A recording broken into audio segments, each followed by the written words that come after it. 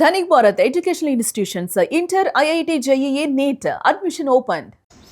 గత బీఆర్ఎస్ ప్రభుత్వం మీద బురద జల్లాలని, ఏదో ఒక రకంగా రాజకీయ లబ్ధి పొందాలని ఆ రోజు ఎన్నికల ముందు ప్రయత్నం చేసినారు.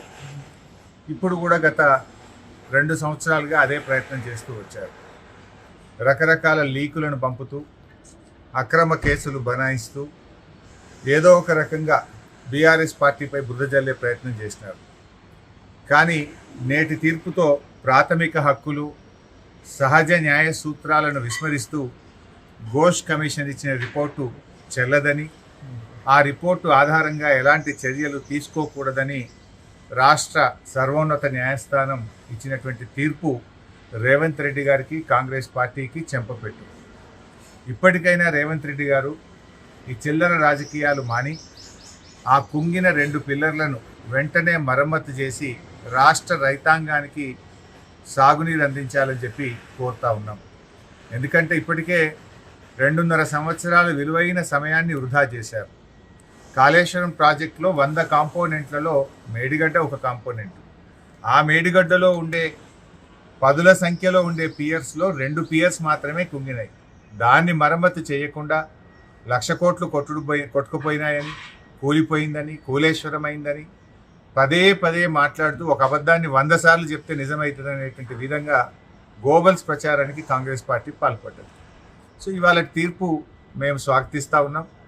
ఇప్పటికైనా రేవంత్ రెడ్డి గారు వెకిలి చర్యలు మాని, చిల్లర రాజకీయాలు మాని ఆ 2 పిల్లర్లను మరమ్మతు చేసి రాష్ట్ర ప్రయోజనాలు కాపాడాలని కోరుతా ఉన్నాం. ఎప్పటికైనా కాళేశ్వరమే ఈ రాష్ట్రానికి ప్రాణాధారం అవుతుంది. హైదరాబాద్తో సహా మరి 70% తెలంగాణకు త్రాగునీరు అందించే ప్రాజెక్టు కాళేశ్వరం ప్రాజెక్టు. మరి దాదాపు 37 లక్షల ఎకరాలకు సాగునీరు అందించే ప్రాజెక్టు కాళేశ్వరం ప్రాజెక్టు. రాజకీయాలకు అనేక అవకాశాలు ఉన్నాయి, రాజకీయాలు చేయడానికి అనేక వేదికలు ఉన్నాయి. కానీ రాష్ట్ర ప్రయోజనాలను ఫలంగా పెట్టి రాజకీయాలు చేయకూడదు. రైతుల ప్రయోజనాలు, రాష్ట్ర ప్రయోజనాలను ఎప్పుడైనా మనం కాపాడుకోవాలి. ఏ పార్టీ అధికారంలోకి వచ్చినా, ఏ పార్టీ అధికారంలో దిగిపోయినా కూడా రాష్ట్రం ముఖ్యం, రాష్ట్ర ప్రయోజనాలు ముఖ్యం, రాష్ట్ర ప్రజలు ముఖ్యంగా ప్రభుత్వాలు పనిచేయాలి. రాజకీయాలు చేసుకోవడానికి వేరే ఉన్నాయి, కానీ ఇంత పెద్ద ప్రాజెక్టును ఇన్ని లక్షల మంది రైతుల ప్రయోజనాలు దెబ్బతీయదు. నిజానికి ఒక 100-200 కోట్లు ఖర్చు పెడితే కాళేశ్వరం ప్రాజెక్టులో మరో 2-3 లక్షల ఎకరాలకు సాగునీరు అందించే అవకాశం ఉంది. గత 2.5 సంవత్సరాల నుంచి ₹1 కూడా ల్యాండ్ ఎక్విజిషన్కి ఇవ్వద్దు అని చెప్పి ₹1 కూడా ఇవ్వలే. ఇచ్చుంటే ఈ పాటికి 2-3 లక్షల ఎకరాల కొత్త ఆయకట్టు వచ్చేది.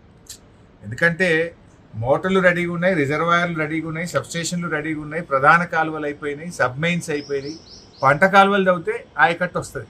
అది తవ్వకుండా ఒక కుట్రతో, కక్షతో వ్యవహరిస్తూ ఉన్నారు. వాటిని మానుకోండి, రాజకీయాలు చేద్దాం. డెఫినెట్గా రాజకీయ పార్టీలు అన్నప్పుడు రాజకీయాలు చేస్తాయి, కానీ దానికి వేదికలు ఉన్నాయి. పర్ఫార్మెన్స్ మీద రాజకీయాలు జరగాలి. మాకంటే బెటర్గా చేయి, నువ్వు మాకంటే మంచి సంక్షేమ పథకాలు ఇయ్యి, నీ 6 గ్యారంటీలు, నా 420 హామీల మీద దృష్టి పెట్టి రాష్ట్ర ప్రయోజనాలు కాపాడడం కోసం పనిచేయాలని చెప్పి వారిని కోరుతాం. హైకోర్టు తీర్పు అయిపోలేదు. ఎన్డీఎస్ఏ రిపోర్ట్ ఆధారంగా, విజిలెన్స్ రిపోర్ట్ ఆధారంగా సిబిఐ ఎంక్వైరీ కోసం మేము అధ్యస్తామని చెప్పి సరే, మీరు ఇంకా అవే చిల్లర రాజకీయాలు చేస్తే మీకు మళ్ళీ తగిన బుద్ధి తప్పకుండా న్యాయస్థానాలు చెప్తాయి. మేము ఎలాంటి తప్పులకు పాల్పడలేదు. రాష్ట్రం కోసం, రాష్ట్ర రైతాంగ ప్రయోజనాల కోసం కేసీఆర్ గారి నాయకత్వంలో బీఆర్ఎస్ పార్టీ పనిచేసింది. మీరు NDSA report is a purely technical report. That is engineers యొక్క ఏ టెస్ట్లు, ఏ క్వాలిటీ అని, దాంట్లో ప్రభుత్వం చేసే నిర్ణయాలు ఉండవు. That's a technical report. దానికి ప్రభుత్వ నిర్ణయాలకు సంబంధం ఉండదు. సరే, అట్లా ఇంకా చాలా విషయాలు కూడా ఉన్నాయి. సరే, ఇంకా మీరు అలాంటి మకిలీ చర్యలు చేస్తారంటే మరోసారి మీకు భంగపాటు తప్పదు. అంటే గతంలో విద్యుత్ కమిషన్ కావచ్చు, కాళేశ్వరం కమిషన్ కావచ్చు, రీసెంట్గా చాలా విషయాల్లో మాత్రం ప్రభుత్వం మీ పైన కూడా కొన్ని చర్యలు తీసుకుంటాము, దానికి సంబంధించి కూడా ఆలోచన చేస్తున్నామని చెప్పేసి చెప్తుంది. ఎలా చూడాలి దాన్ని? అంటే ఇప్పుడు ప్రభుత్వం మీద మేము రోజు విమర్శిస్తూ ఉన్నాం, ప్రభుత్వ స్కాములన్నీ బయట పెడతా ఉన్నాం, ప్రభుత్వ వైఫల్యాలను బయట పెడతా ఉన్నాం. 2.5 సంవత్సరాలు అయింది. అసెంబ్లీ సాక్షిగా ఆధారాలతో బయట పెడితే ప్రభుత్వం ఉక్కిరి అయిపోయింది. సమాధానం చెప్పుకోలేక శాసనసభ నుంచి మమ్మల్ని సస్పెండ్ చేసినారు. మరుసటి రోజే 2 ఎంక్వైరీలు పడ్డాయి నా మీద. అసెంబ్లీలో ప్రభుత్వ అవినీతిని ఆధారాలతో బయట పెడితే నెక్స్ట్ డే వితిన్ 48 అవర్స్ నా మీద 2 ఎంక్వైరీలు పడ్డాయి.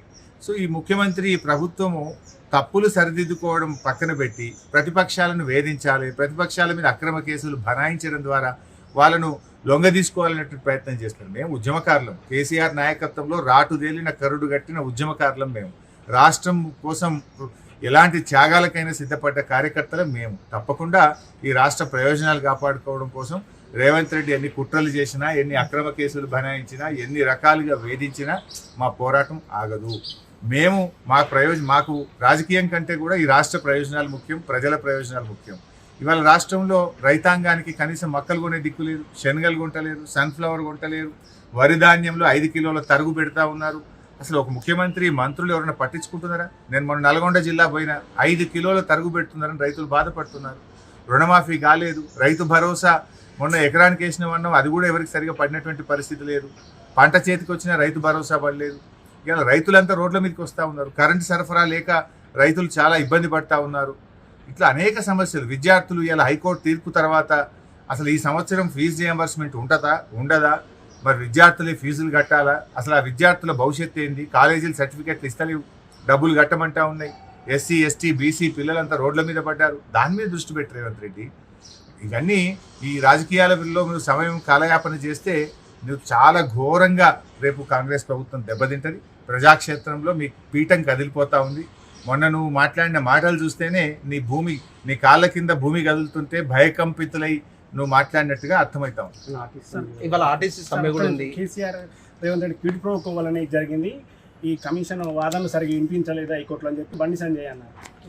సరే, సంజయ్ మాటలకు ఏం విలువ లేదు. ఆయన ఎప్పుడు ఏది పడితే అదే మాట్లాడుతుంటాడు.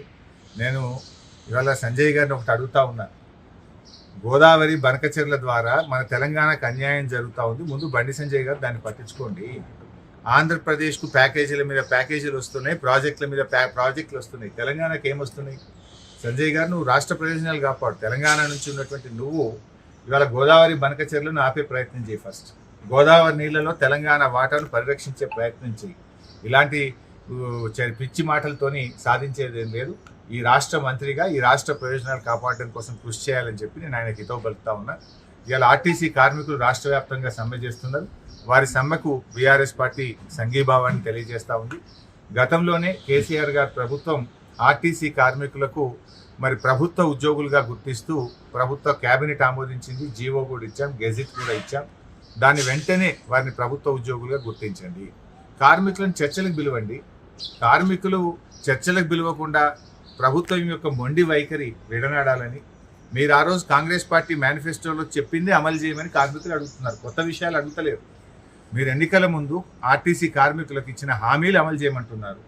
అది కూడా వాళ్ళు రాగానే అడగలేదు కదా. 2.5 సంవత్సరాలు ఒప్పుకోబెట్టారు. 2.5 సంవత్సరాల నుంచి ఎందుకు హామీలు అమలు చేయలేదు అని అడుగుతా ఉన్నారు. ఇంకోటి, మహాలక్ష్మి పథకం పెట్టినారు, కానీ ఆర్టీసీకి ఇవ్వాల్సిన డబ్బులు ఇస్తలేరు కదా. 3,000 కోట్ల రూపాయలు ఆర్టీసీకి రాష్ట్ర ప్రభుత్వం బకాయి పడ్డది.